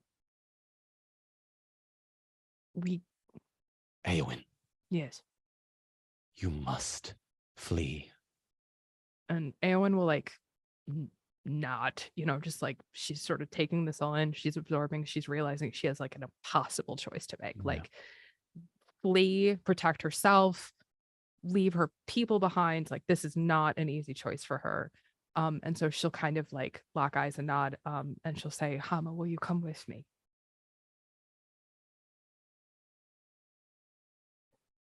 My lady, they have my son. Haleth. So sorry. Then you must stay. You cannot risk his safety. I would not ask you to do that. You have been loyal to Theoden. You have been kind to me. I cannot ask you. I will ride alone. Be swift. Lady Eowyn. Perhaps. And he kind of looks down for a moment. Perhaps it is time for the shield maidens of Rohan to rise once again. And despite everything that she's gone through and been through, and as tired and exhausted as she is, Eowyn smiles and she says, "Perhaps it is, Hama, and perhaps I shall be the one to lead them." I'm gonna go get my horse. That's cool. Yeah. Yeah, he very quickly just yes, of course. And he quickly unlocks the stable door, grabs your horse, helps you saddle Windfola, and says, "Are there provisions or anything?" I'm just trying to plan ahead for the journey. I get a little backpack, that kind of stuff. All Okay. of that supplies. You're Okay. ready to go. He's ready to. He's ready for you to go at a moment's notice. Okay. Cool. Takes a couple of minutes, but you're ready. Okay. I shall distract them, but you must be quick. And I'll nod very solemnly and I'll do a cool guy handshake with Hama down from the horse. Yes. And I will say, "Hama, protect Rohan. Protect. I will do what I can, but please, if you hear word, if you hear anything, send me word if you can, and I will do the same. But please remain hopeful. It is all we have." Yes, my lady. And you watch his whole body just tenses, and this is the most stress he has ever been under in his entire life. Let me walk you through the gate. You are wearing their armor. We may be able to sneak you out. If Eowyn, Yes. ride hard. She just nods. Mm-hmm. Mm-hmm. He walks with you up to the front gate, and there are 3 people there Okay. keeping watch. There are a couple more along the battlements, but there's 3 main ones. Yeah. Is the along. gate open? The gate is closed. Okay. How does the gate open? So the gate opens from the inside. Okay. Okay. Hama looks up at the men and says, "Another scouting party. Open the gate." And one of the guys looks down and goes, "This late at night? Surely you must be joking." And Hama says, "By order of King Grima, Silvertongue." And you look up. Actually, let me ask. Are you, because you've got the hood up, right? Yeah. You've got the hood up. Yeah. Are you looking around, or are you trying to keep your face hidden? I'm trying to be like, I'm just a dude on a horse. I'm just doing my job. I'm kind of, like, I'm just really not trying to cause, like, I'm not going to say anything either, because she knows that, like, a lady voice coming out of this guy is not going to work. So she just kind of like nods, and just, One of the guards up in the battlements, you hear, says, "Who's that? I thought everybody had been sent out already." And Hama says, "King Grima once more. You're going to follow orders or not?" And looks at the other 2. Gives a quick nod. "Yeah. Gunther, open the gate." And you watch as another enormous man, like 6.5, 7 feet, opens the bar that crosses the main gate, and the doors slide open. As much as Eowyn wants to just, fly, as much as she wants to, like, ride hard, she knows that if this, so she just, every cell of her body is like, "No, oh my God." And so she just very casually like trots, Windfall out and whatever. And as soon as she sort of gets past that sort of like, like the torches or whatever, they have that sort of circle of light outside the wall. And she gets sort of like over the hill and into the darkness. She's gonna, lean down into Windfall's ear, and she'll say, "Fly, Windfall, we have much to lose." And just and just into the darkness. Flying off into the darkness, you urge your horse forward for a day, and then 2, and then 3. We are going to jump to our final portion of this. Eowyn. Yes. I know I'm the lore guy, but I'm going to ask. Okay. Is there a specific place you would want to go first in Rohan? So I'm thinking that I get out of Rohan. Like, I don't think I stay. Like, I think I'm going for like towards the west. So the west would put you close to Isengard. Okay. Where Saruman lives. Right. So that would lead you close to Helm's Deep. Okay. You'd be so Rohan is divided into 2 parts by a river. Think of them like lungs. One is the East Emlet. The East Emlet is going to lead you north towards Gondor, towards Mirkwood, towards Erebor, all the mountains on that side. Okay. The West Emlet is going to lead you to Fangorn, to Helm's Deep, to Dunharrow, where the King of the Dead thing happened. Okay.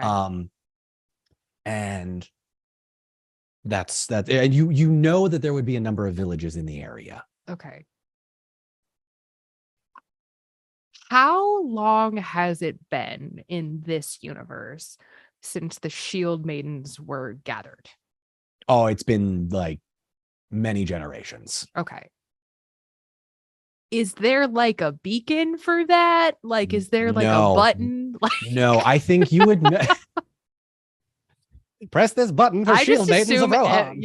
Everybody has a beacon, like just a sick beacon everywhere. No, I think you would probably understand that at Hama's encouragement, it would be you that reforms the Shield Maidens by essentially telling the story of what happened in Rohan. Okay. Or in Edoras, I should say. who would be like the person that I would like?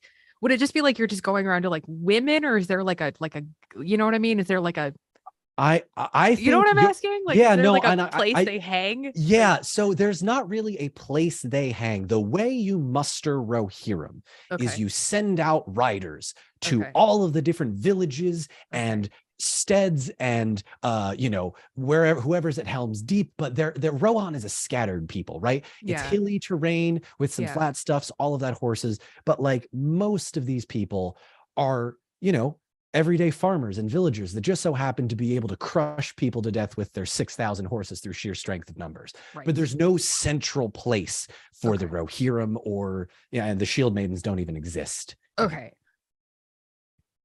I think that's what Eowyn would do. Okay. I don't think, because like it's several days ride, right? Mhm, To mhm. anywhere significant. I don't, Um, I'd say you could probably ride for a day and get to the nearest village. yeah, It's Edoras is near enough to various rivers and lakes and farmland areas because yeah, again in the books as well, most of the area outside of Edoras is like farmland, right? Because they need yeah, food and yeah. there's a certain method of self-sustainability that they need just for commerce and Yeah. living.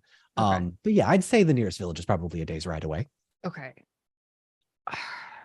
I think Eowyn feels the pressure that is the minute like they're already looking for her. Like there's Yeah, no way that yeah. like the commotion she caused, um, Grima is gonna send out writers and a Mhm, search party. So I mhm. think she wants to get far enough away to where she has at least like an hour to breathe. Mhm.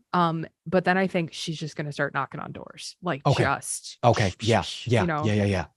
And I think like to save time in the narrative, I think it like every house she pulls out the red arrow, and she Mhm, like mhm. explains what's going on, and she's Okay. like, like tells the whole story, everything, and she basically just just like, will you ride? And is like just We'll say yeah, this. We'll say this. Okay. You approach the first village you find that you know to go to. Start knocking on doors, and people see you, yeah, and many of them are shocked that you're even there. Like, this is the king's niece. What the heck is going on here? What are you doing here? It's the middle of the night. yeah, You tell the story. yeah. And after about a half hour in this town, you see someone approach you and says, "My Lady Eowyn." And it's an older woman, sort of a portly, motherly figure, long, dark hair, goes, "You must come with me." And she brings you to her house. Okay. And you see on the kitchen table is Theodred. What? The woman brings you close to him and says, "He is weak and badly injured. He arrived not a day ago." And you see his eyes start to flutter open and just the shock on his face. "Helen, you're, you're here." Theodore, yes, I made my escape. Uh, and we have much to discuss, but I think it would be best if we waited until you recovered. If you are here, we cannot stay. I can barely ride, but they will be looking for you. Yes, and you. They You, think I am dead. I clawed my way out of the tomb. They buried me alive. Eowyn takes a moment to be deeply uncomfortable with that mental imagery. Um, and she'll nod and she'll say, Theodred, I fear I must leave you here. Well, I gather anyone to fight. Will you promise to keep yourself safe? Will you promise to take care of yourself while I'm away? As you are talking in these hushed tones to Theodred, you see another young woman, probably about late teens, early 20s, say, I will fight with you. And you watch as the portly woman says, Allah, no. Forgive my daughter. Your Grace, she knows not what she says. Eowyn will turn to like the little girl and she will smile. And she will say, I could not ask you to fight with me, but perhaps there is something else that you can do. Tell others what I told you tonight. Tell your friends, tell their mothers, spread the word of what is going on, and let people know that if they would fight, the call will soon come. You watch as this young woman's eyes just go wide, this sense of pride just filling her whole body, this smile across her face. And you hear from behind you, this woman, who you can now sort of rightly guess is her mother, goes, Allah, please. And this woman goes, no, mother, I must do this. And Eowyn will go over to the mom, and she will say, there are times in our lives when we must face our fear and we must face those forces that would put all of us in danger. Your Allah, she is in danger. We are in danger. Rohan itself is in danger. And I swear to you, Mother, I will do everything I can to keep your daughter, your family, and our people safe. But to do that, we must find those who will fight. Please, watch over Theodred. Watch over your daughter. Watch over your village. There is much work to be done. Make a persuasion check with favor, please. That's a 12. Instant Let's go. success. You watch as this mother's resolve hardens and then crumbles and says, we will tell everyone, Lady Eowyn, but you and Theodred must flee. He is almost fit to ride. Another day, and you watch as Theodred does lift himself up from the table, and he's covered in just black eye, bruises everywhere, a couple of cuts in the bloody shirt that he's wearing. He's covered in dirt too. Like, you can tell he spent probably a couple of days digging himself out of the hill. Okay. I'm coming with you. Theodred. That girl can help spread the word, and I can help spread the word. We three will spread the word to 3 more, and then those 3 to 3 more. I can go with him, my lady, but it may be safer if we travel together. I can pretend you are my family. Forgive me, not everyone may know what you look like. You rarely leave Edoras. Eowyn will nod and say, we must let as many people know as possible, so there may come a time when we must part and go in opposite directions. But for now, I think the best thing to do is flee. But I'm concerned for Theodred. I do not want him to get any worse. And so having an extra pair of hands on the road, I think would be best until Theodred can ride safely by himself. And then we will part ways. Do you understand? I do, until he heals. Yes, my lady. Mother, can I fetch my horse? And you watch as, even having convinced the mother already, this young woman, still seeking that approval. The mother nods, and you go to this woman's stable, and there are 2 horses, one for Theodred, and one for the young woman, Allah. And you watch as the mother squeezes Allah's hand and says, be safe. and come back to me. Quickly. And Eowyn will look over, and she doesn't want to interrupt at the moment, so she'll like wait. Yeah. But then she'll say, you have my word. I will bring her home safe to you. You watch her take a deep breath. Bottom lip quivers a little bit. For Rohan. For Rohan. And that is where we are going to end this very special one-shot as the three of you ride out into the night. Yeah. Katie, thank you so much. Thank you for so joining. much. I know we've gone a little bit over my prescribed time, but goodness gracious, that was some good TTRPGing. Thank you.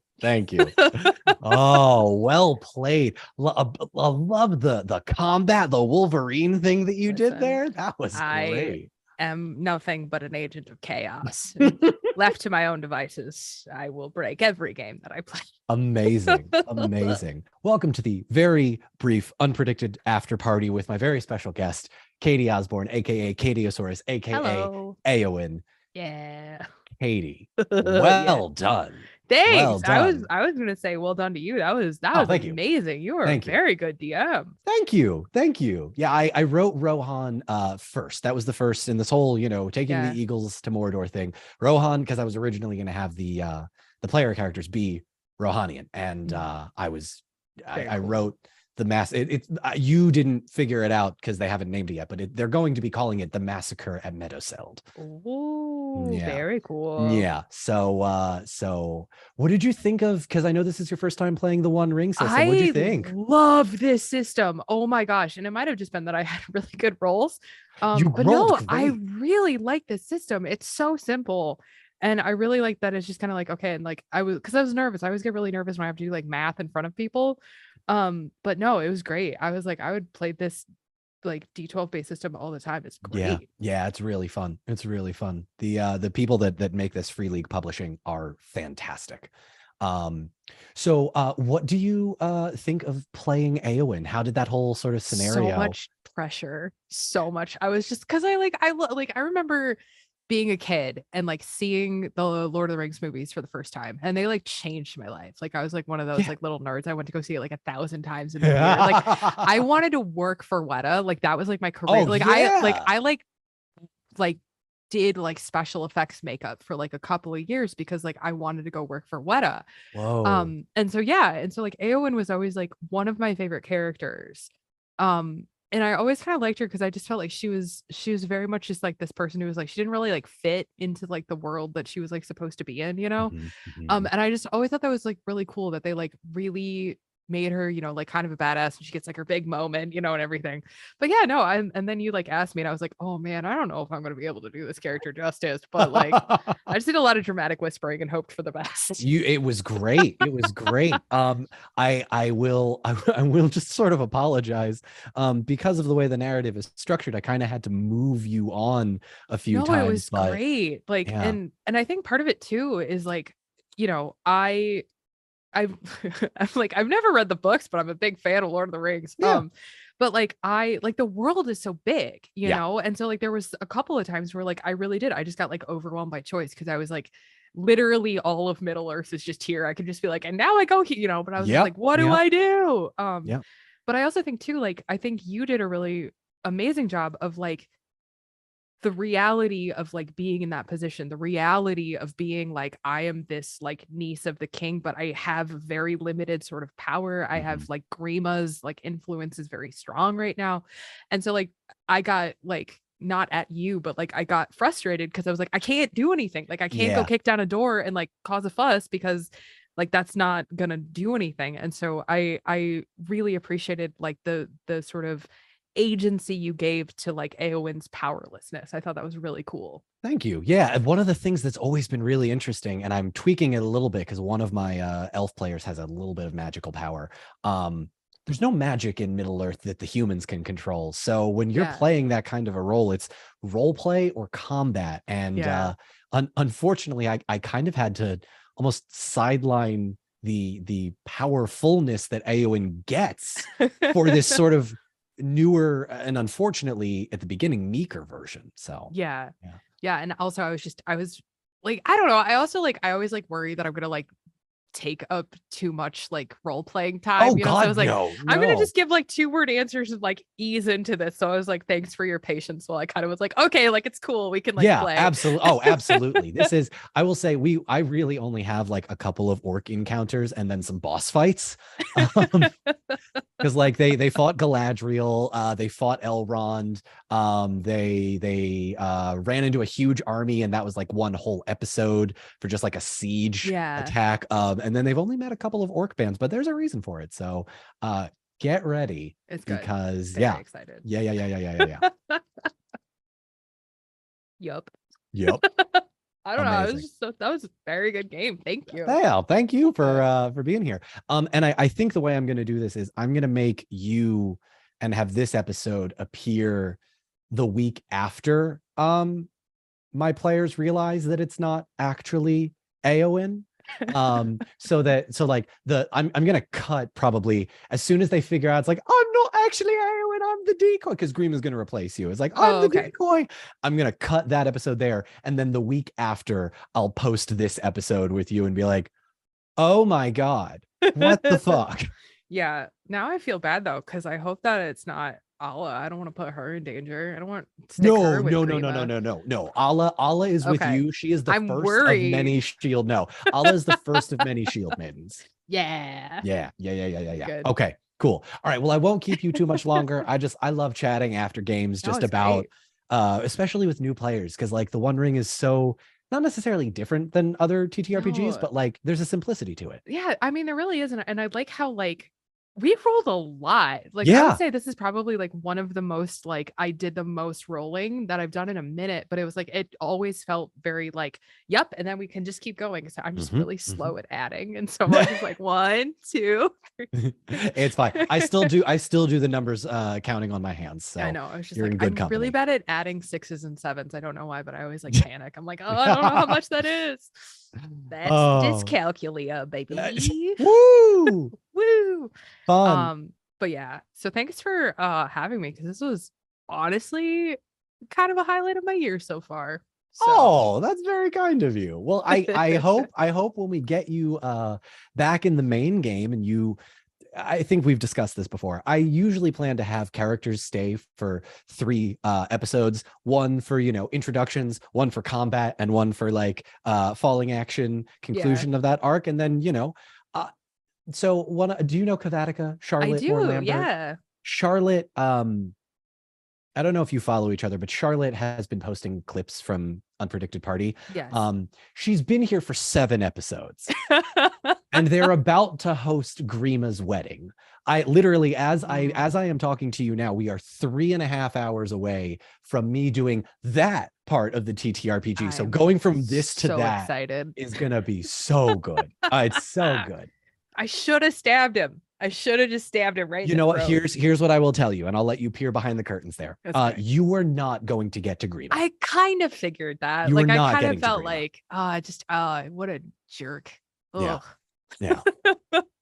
Feeling actual anger towards a fictional character. It's fine. Just like this guy.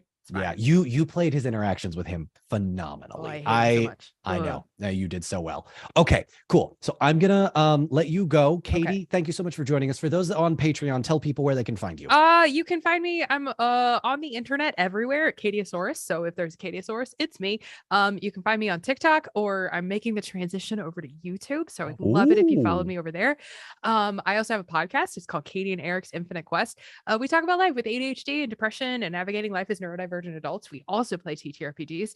And I don't know if you can follow me on Instagram if you want to see like pictures of my dog. Bailey's a great dog. Yeah. I'm like a very different person on Instagram. And you can follow me on Twitter to know like what's just going on and like all the stuff I've got coming up. And then if you're like, but that's not enough, Kate, where do I go? You can go to katiosaurus.com.